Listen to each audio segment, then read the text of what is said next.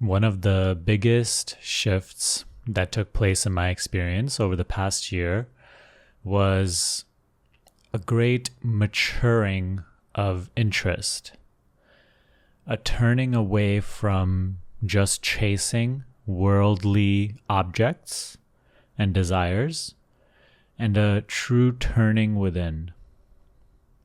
One thing you'll discover if you allow yourself to go deeper into self-inquiry, into this journey within, there will come a time where you will start to grow aware of how all your daily activity, all your thinking, feeling, doing, behaving, is just all focused towards acquiring and maintaining. And this takes a great energy.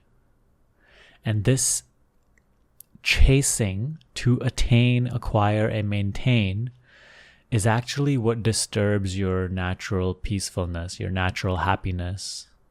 And somehow this is conditioned within us. We believe that this chase and this maintaining is what life consists of. And inquiry will completely expose that from within you. And it will wake you up to the fact that it is not so. It does not have to be this way. Look at everybody in the world. Hear all the conversations that go on around you. Every conversation is just about what happens, what is happening. It's just about phenomena, which arises and subsides, which seems so real here and now, and the moment it disappears, it just becomes completely dreamlike. What happened a year ago? What happened even yesterday? You talk about it in the same way that you talk about a dream that you had last night. It holds the same reality. Please see this. Everything that happens has a very dreamlike quality. It literally evaporates into nothingness, into just a memory, similar to that of your dream when you wake up. You know? So you will see that as long as you continue to remain immersed in the world, that is, chasing to attain the objects of the world, to build up the personality, and then to maintain it, to make sure you don't lose your position or your objects. The state of craving, the state of chasing, the state of maintaining blocks all deeper experience.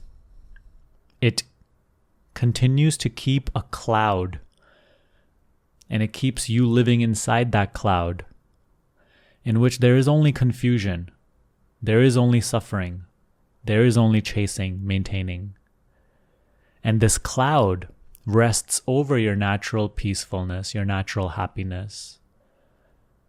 This cloud is what creates the confusion, is what creates the problems. And then from within that cloud, we first try to maintain that cloud, yet find the solutions to our problems, yet seek to end our confusion. But as long as the cloud remains, the confusion and the problems will remain as well. And the solution will always seem to be otherworldly. That's why we always look out, rather than look within. So there comes a time in your inquiry that you realize that maintaining the cloud is the main problem, that all your other problems are just side effects. They're actually, not even that big a deal. And that if you start to solve this one problem of the cloud itself, and you begin to clear the cloud by turning away from the chasing and maintaining and repositioning that interest inward, that focus inward, that the cloud itself begins to vanish, and all the problems, the suffering that it created, vanish with it. And so one thing you'll notice, I do get a question oftentimes. It's like, how come you don't teach the other teaching anymore? That what I was teaching when I just started this channel. It was never my intention to start teaching inquiry. It truly was never.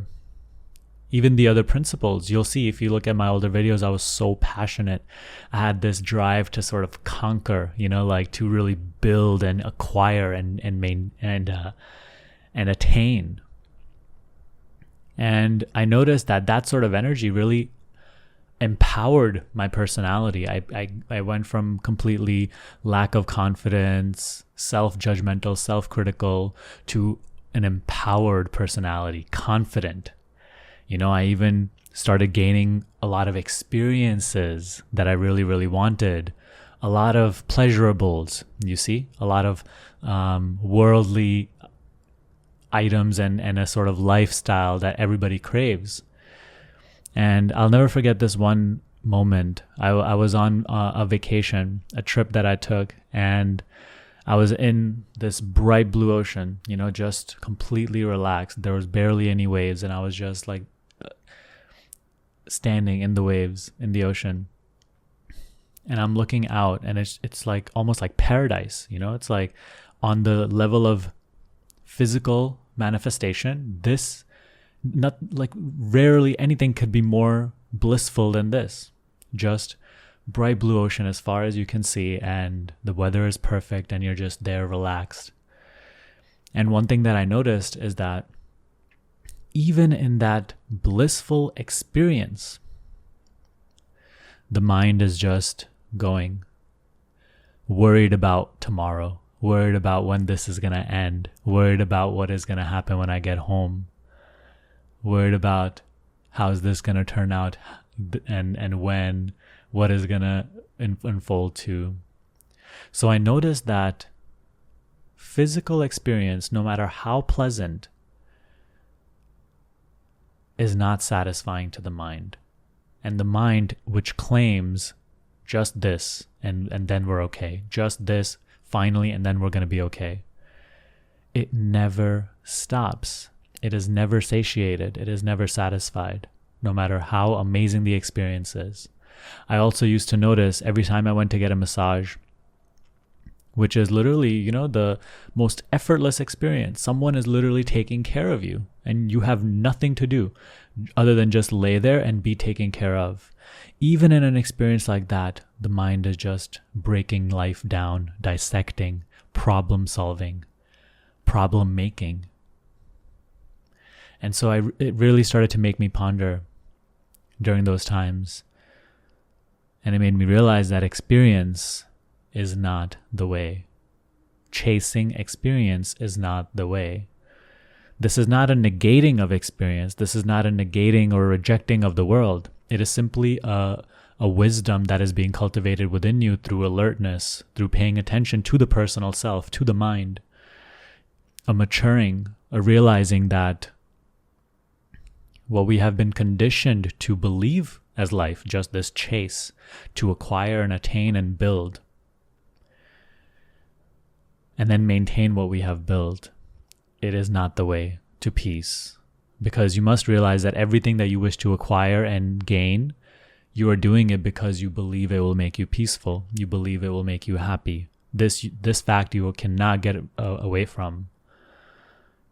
And it's just a false assumption. If your peace and your happiness is not here, then it is nowhere.